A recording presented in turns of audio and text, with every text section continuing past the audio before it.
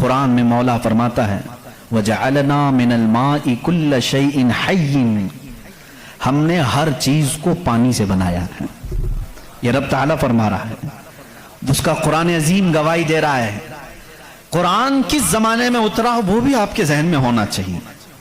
کس زمانے میں قرآن آیا ہے یہ بھی آپ کے ذہن میں اچھی طرح سے فٹ ہونا چاہیے، تاکہ آپ سائنس کی تحقیقات اور اس زمانے کو میچ کر کے دیکھ سکیں. آپ قرآن اس زمانے میں آیا ہے جہاں یورپ میں لوگ جانوروں کے ساتھ رہتے تھے. امریکہ کا تو انکشاف بھی نہیں ہوا تھا. امریکہ نام کا کوئی ملک ہے یہ پتہ بھی نہیں تھا لوگوں کو. جتنی دنیا تھی اس میں سب سے زیادہ تہذیب والا ملک، تمدن والا ملک ایران تھا، عرب تھے، روم تھے. باقی سب تو بچھڑے ہوئے لوگ تھے. روم، ایران اور عرب کو اس زمانے میں تہذیب والا کہا جاتا تھا. ان کی تہذیب کا عالم یہ تھا کہ جب میرے آقا صلی اللہ تعالیٰ علیہ وسلم مدینہ طیبہ میں تشریف لائے، یہ بہت بڑے تہذیب والوں کی بات میں کر رہا ہوں، یعنی بہت نالج رکھنے والوں کی بات کر رہا ہوں. اتنا نالج تھا کہ جب میرے آقا مدینہ میں تشریف لائے تو صرف 6 لوگوں کو لکھنا آتا تھا. یہ بڑے تمدن والے لوگ تھے، بڑے نالج والے لوگ تھے. اس زمانے کا علم یہاں تک پہنچا ہوا تھا میرے عزیزو. باقی یورپ وغیرہ کا حال تو بہت ہی بدتر تھا.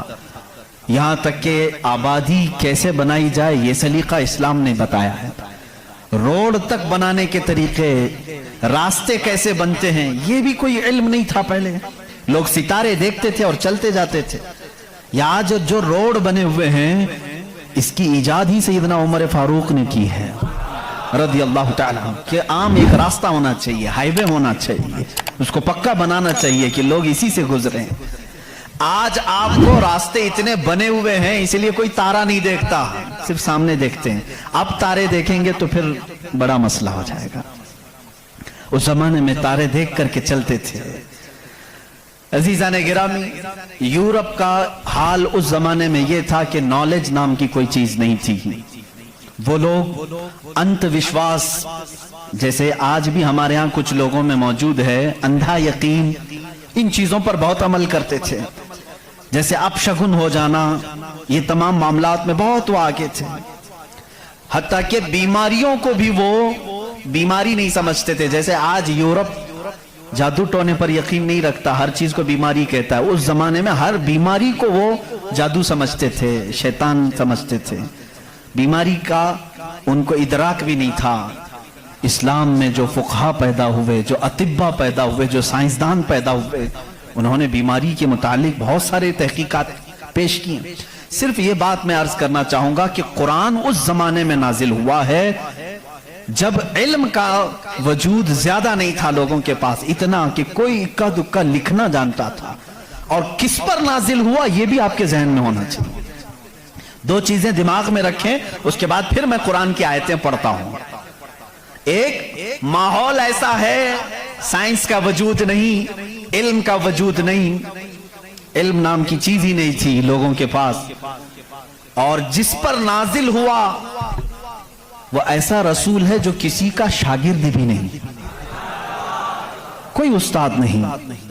محمد الرسول اللہ صلی اللہ تعالی علیہ وسلم، ان پر قرآن نازل ہوا. ایسے ماحول میں نازل ہوا جب کوئی علم جاننے والا نہیں تھا. اور جس پر نازل ہوا وہ کسی یونیورسٹی سے پڑھا، کسی کالج سے پڑھا، کسی مدرسے سے پڑھا ہوا رسول نہیں.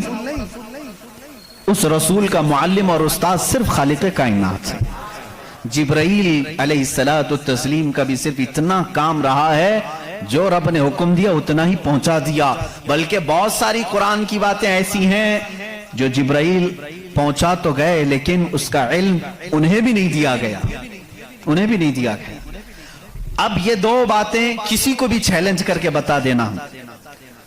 تاریخ کی سچائیاں اس بات کا انکار نہیں کر سکتی. اپنے تو اپنے، غیروں نے بھی حضور کی تاریخ لکھی ہے اور سبوں نے اقرار کیا ہے کہ محمد صلی اللہ علیہ وسلم ایک ایسے پروفٹ ہیں جو پوری زندگی بھر کسی استاد کے پاس گئے نہیں، کسی استاد کے پاس گئے نہیں. اور یہ بھی حکمت ہے میرے مولا کی، اسی لیے ہم اس رسول کو النبی الامی کہتے ہیں. امی کا مطلب کچھ بیوقوف لوگ آج کے زمانے کے جو بدعقیدہ ہیں وہ ان پڑھ کرتے ہیں. رسول ان پڑھ تھے معاذ اللہ.